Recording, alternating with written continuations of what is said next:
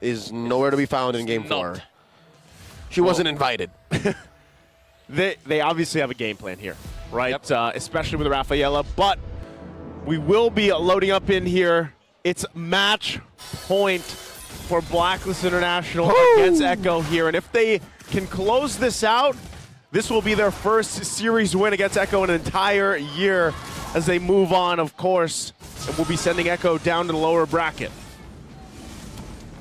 All right, looking at the what do I call it, the blueprint for both sides. Blacklist International, they're playing for the mid game, while Echo is looking to scale towards that late game. Early game, however, is a different story because both teams have good potential to just snowball. Right. It's just that Blacklist International has more kits around these mini objectives, which are the turtles and, of course, the Golden Towers.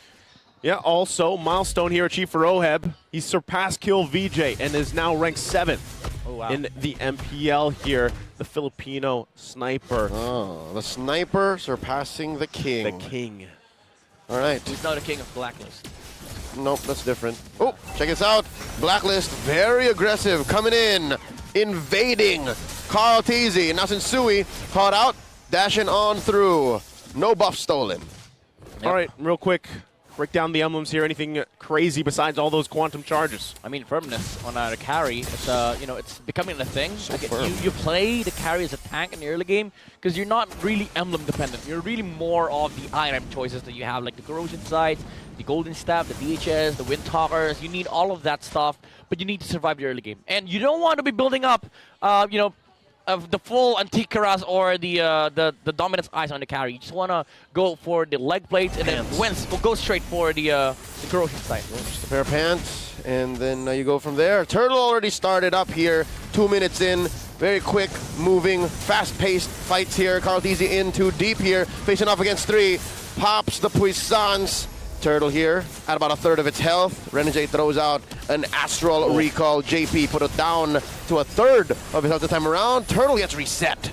Yeah, good back and forth here from both teams. Turtle going to reset, but Sensui will start it up. Edward! Boom! Edward with an animation cancel penalty zone, plus another realm coming in. Sensui with the help of an Appraiser's Wrath takes the Turtle, but Echo's not done. Big pull here from Santi. And Edward still survives. No dice as Blacklist walks away with a victory.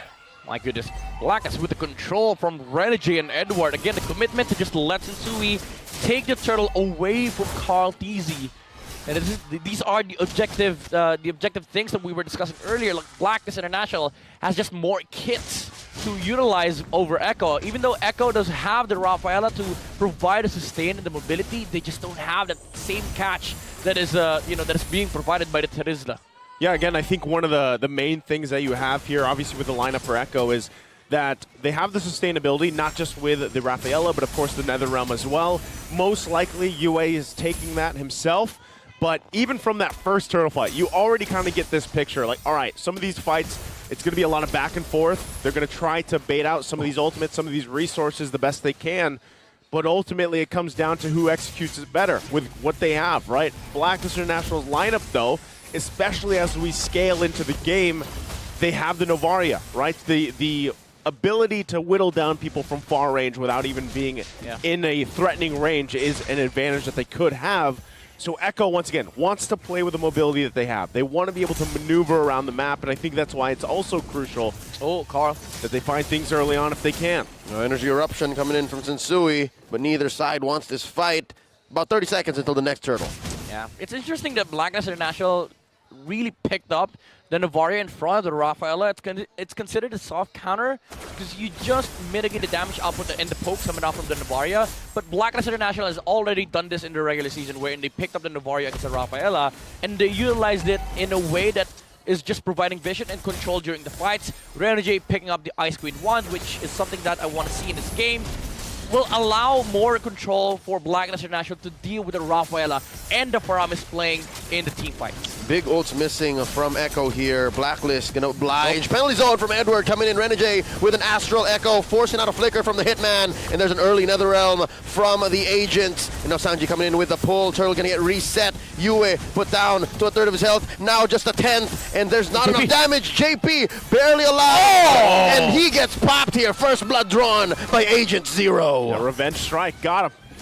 Nice. So now, with that on the board, Blacklist International. But Echo, are they going to get this? Or is Sensui going to try to do something about it? Oh, almost. Renegade throws out a recall. No one home. That's a turtle apiece. Echo scores. Blacklist International still playing into that mid-game timing. They are getting the resources that they need, leading by a small margin of goal, but again, Echo is really looking forward to scale into that late game. So Blacklist International, if they want to make some pressure, some movements, it should be between the 6 to 8 minute mark, wherein the towers are really vulnerable against the Bruno. Yeah, and the only thing they obviously are lacking, especially in those fights that are happening around the turtle, because really that's where all the action is right now, you're seeing it, right? They have sustainability, but they don't quite have the damage yet. Now that things have kind of gotten to this point, the turtle will be up here too. You saw the lane swaps going on too for Blacklist International, now eyeing that tier 1 on the top side. It's going to be up to Echo to be able to actually contest some of these, right? Sensui, though. Spends his retribution. JP again down to a fraction of his health. Gets hit with a recall. Now Sanford also very low, but they are going to push the advantage here. In too deep. The Poisson spent in by Carl Teasy. Watch Edwards still has a penalty zone. Echo will push out Blacklist, but they will continue to push in. Okay, they should be able to just heal back up here. Of course, BennyQt still going to plant himself there on the bottom side. Looks like he wants to possibly rotate up here for the fight. They know there's so much focus from Blacklist International right now for this turret. Oh, Oheb forcing the issue. Finally gets the push. That's a top lane, tier 1 going down. I mean, if you're Echo, you're all right with what happened, because BennyQt was able to get a lot of farm on the bottom lane, and the pressure was also sort of like mitigated from Blacklist International. But then again, you have to sort of like reinforce this defense in the mid game, wherein Blacklist International will be strong around its Bruno. Yeah. Berserker's Fury is already now out for the Bruno. I was going to say, when you just said strong Bruno, that Berserker's Fury will allow him to be there in this part, especially now it's going to break out. Still, BennyQt on the bottom side, so they don't have him for this fight. It's a 4v5 penalty zone spent in by Edward. Turtle here, very low. Out of retribution range, but just yet.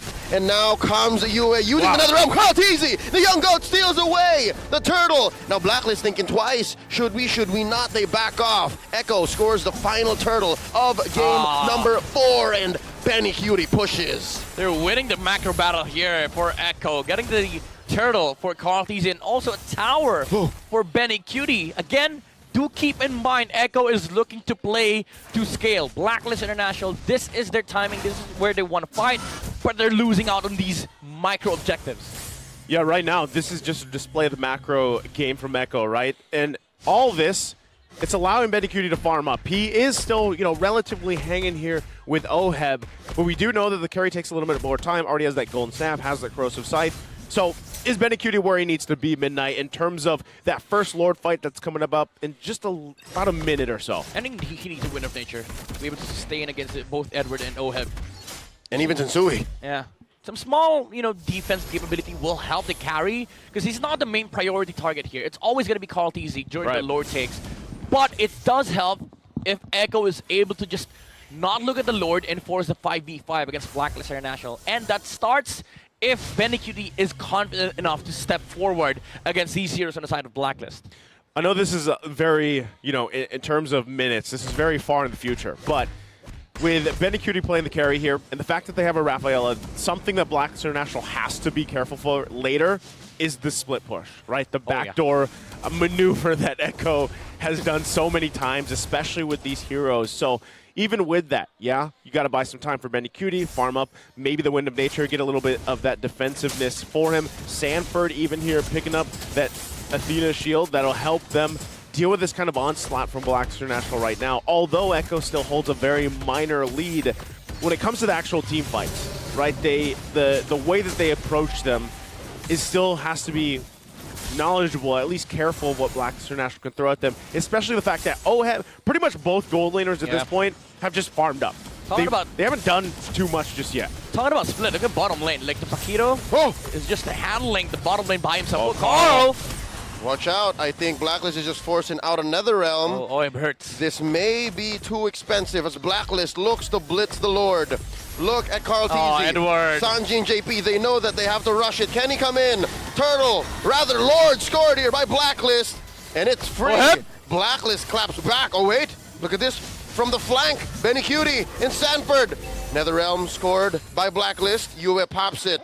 Oh, wow. They were happy. They were happy. Macro battle here. Blacklist's turn. Yeah, Blacklist again, they were happy with that Lord take. They didn't want to force the 5v5 engagement against Echo. They want to be able to utilize this Lord that is coming onto the bottom lane. Remember, you have a Bruno. You just need to be able to position yourself in this bottom part of the jungle. But Echo, they know that for a fact. That's why all 4 heroes that are able to fight are placed in this part of the map. Even Sanford is going to reinforce this defense coming out from Echo.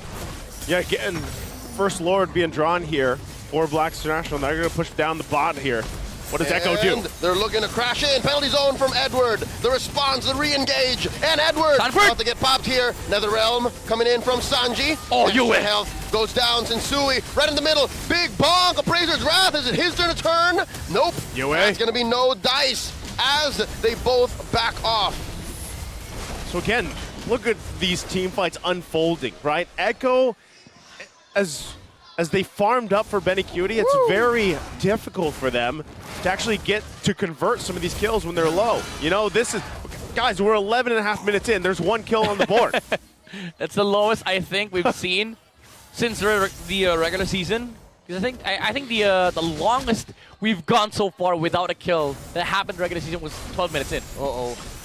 Here we go. Sanford coming through. That bush, penalty zone, knocking up 3. Edward, he's feeling himself. JP very low. He goes down. Sensui gets the kill. The run down. And now Carl Teasy does not have the puissance, but it seems like Blacklist is going to be backing off. Yeah. Already big lead for Blacklist despite only getting 2 kills. No HP, no HIB. And again, what they want is just the objectives. They just want to be able to choke out the resources away from Echo. You don't need to win 5v5 engagements. If you are able to push down these towers for the next 3 or 4 minutes, you will get a net positive result in terms of gold lead, and that just means that Benecutie will not be able to walk outside base, split, and get some farm because Blacklist International will be standing inside the jungle of Echo. It's, you know, removing the farm away from Carl Teasy and Benecutie. Approaching the 13-minute mark here. Lord spawning in about 30 seconds. I have a question to present to you, gentlemen, because another question. I think Echo here, you have to ask him, specifically Benecutie, are we there yet? Is he ready? Just like the film starring Ice Cube, 2005, are we there yet? Wow, you had to dig deep, huh? Well, he probably looked that one up. Okay, here's the thing. The knowledge bank. Benecutie, you'll never know. Where he is at right now is already a carry. He's already a carry. He's real. But the thing is, you also have to consider the way that they execute these fights. Because as a carry, you also have a problem of you just stealing the NetherRealm. And then you also have to wait 1.7 seconds before you start dealing damage. Oh, it worked! Fight starting up. Penalty zone spent on 2. US still has his NetherRealm. And that's Sanji spending his. Look at this Echo going in too deep. Oh, the hold! 8-4 carry. Benecutie's here. Lord still out of retry range. Sanford barely alive. Oh, Teasy takes the Lord from the back. UA is slain. Now Benecutie coming in. Sensui, energy eruption. He erupts himself. The storm is here. Flickering on through. And now it's Edward's turn to get his triple kill for Benecutie. You asked the question, Leo. And there it is. That's the answer. The triple kill, the carry is carry. The storm is brewing for Echo. And now we feel the damage, we feel the DPS, the shred of Benecutie. And Blacklist International, I just want to say, Reggie kind of messed up that Lord dance for Sensui. The Star Shudder hit the Lord, and Carl Teasy was quick enough with the retribution timing. Oh, look at the rubber banding effect as OHEB gets clapped here. Echo are in your face, they're in your base, and they're threatening the end. Carl Teasy gets punished. All right, here we go. Blacklist showing their teeth. Thou shalt not push, not so quick as Echo skedaddle. Okay, they defend, but that was really close to possibly ending here. Echo now just full-on swinging the gold in their favor as well. We're going to take a look at the replay. This is exactly what we're talking about. The shot from Renegade brings it down. Oh, it's messed up the timing. Gets the timing. That is tough. And then they get collapsed on in the triple kill for Benny Cutie here. So they're going to have to, basically they're paying the price now for this because momentum swings heavily in favor of Echo. Benny Cutie fully buffed up where he needs to be item-wise and everything else. And now they'll play around that. It only took them, 14 minutes to get there. No big. No biggie. I mean, it's no biggie if you're able to play like this. Like, Echo now has full control of the map. Even though, as I say that they're not in the jungle of Blacklist International, you still have to consider that there is a Novaria on the side of Blacklist. It's not so easy for Echo to sort of like establish this map control because of the vision that is being given by Renegade. So there is that semblance of hope for Blacklist International. You're not essentially crumbling in terms of farm and resources because you are able to cover some, some parts of your map because of the Astral Echo. That's right. I'd like to echo that. It's funny because it's Astral Echo, but they're Blacklist International. And yeah, no, I'm about to say the same thing again. The fact that this is a 4K gold lead at 16 minutes, it's a small 4K gold lead. Yeah. Honestly, even with that, at the way the game has gone, for the majority of it, Blacklist International is still in actually a good position to fight toe-to-toe with Echo. So really what it comes down to now, even with this situation, is can Blacklist International be the ones to get those ultimates out from Echo first, right? Especially as we get to these Lord fights in about 20 seconds here. One, is it UA, does he also take the Netherrealm, right? Which team uses that first, which team utilizes that first, but then getting through that sustainability with the Rafaela across from you. So you're fighting sustainability, obviously, with poke, with range, when you have the Novaria, a little bit of a vision advantage as well. But that's kind of the thing that Blacklist International has to solve here, and that's exactly why Echo will be confident enough to go ahead and start this dance up. Yeah, no, this is a no-go. This is a no-go. If you're Echo, you're dancing with two left feet. You have an Astral Echo on you, and now it gets reset. Okay. Okay, they're going to go back and forth. Once again, Edward, though. Penalty zone, plus the Lord with a knock-up. Edward gets slain. Benny Cutie. And now they go for it. Another realm from Sanji. Blacklist effectively evicted out of the jungle. And now Echo scores another Lord. And now Sanji comes with a pull. Oheb goes down. Traded up for Sanford, though. Look at this. Echo coming in from the back. And they are going to sandwich Renegade, Sensui, and Yue. And now Sensui. Oh, he gets taken out here. Blacklist are dispersed here. I think that's it. Yeah, I don't think they're going to be able to defend against this. UA, Renegade. UA's probably going to go down. Get chased down. Mid-lane Magician playing with fate. Takes down Sanji. Wins the 2v1. Now Carl Teasy looking to end this. Looking to buy time. And Edward and Renegade. Oh my God, UA. The Bataan boy connection keeping Blacklist UA's in still it. alive? UA, my goodness. He is. Oh, but not for long here. Okay, he's You say that. No mana. One more. No mana. All right, there goes a punch. Hey, you got to give it up to Blacklist International buying enough time here with that situation. Yes, they still got to deal with the Lord. They've got 30 seconds for UA to be up. It's 4 members. Can they defend against this? Lord pushes it. 4v5. This is a luminous Lord. It's big, and there's a slow. lot of damage coming in. Netherrealm forced out. Edward with penalty zone, but he goes down. Now a 3v5 defense. Sensui very low, gets popped his immortality, and now the Lord gonna get taken care of. Sanji goes down. There's a wave in mid. Carl Teasy goes. Oheb still alive. Little Hitman goes back. Flickers on through. Watch the wave. Watch the base. And now Yuri gets his immortality pop, and he's fighting back. No way! Hitman is still here. Blacklist loses all of their inhibitors, but they effectively win the defense. Blacklist still in this. Echo crumbling. How did they just defend against this? Yes, Sanji's up because of the passive, but Blacklist International gonna run it down mid here in an amazing defense. You gotta come in, Edward, man. The penalty zone kept every single one on the side of Echo outside the range of the base. They were not able to utilize the Lord. All right, watch out. Carl TZ coming in. Sanford as well. An early NetherRealm, keeping them alive, clearing the waves. But Oheb here. Benecutie in 3. Taking down Sanji. Here comes Sanford. They're going to need to punch every single minion, every single wave here. And just like that, Blacklist International are headed on to the upper bracket finals. And this winning moment is brought to you by our official sponsor, FWD Life Insurance. And they do it. They break their own streak against Echo. They get the win in the series, heading to the upper bracket.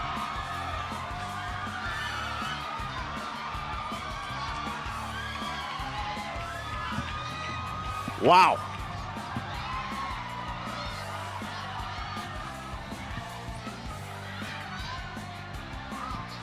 Blacklist International's first series win against Echo, putting them but one BO5 away from the big one. One series win away from the M5 World Championships. Just got to soak it in there. Yeah. Let me just say, they had to play the last fight perfectly, and perfectly they did execute that defense. That penalty zone, it looked like a feed from the Turizda. He was shredded as quick as, you know, as the series started and ended from the carry. But it was what Blacklist needed. It kept Echo outside the base of Blacklist International, and the micro, both from Renegade and Oheb, was phenomenal. That defense couldn't be better in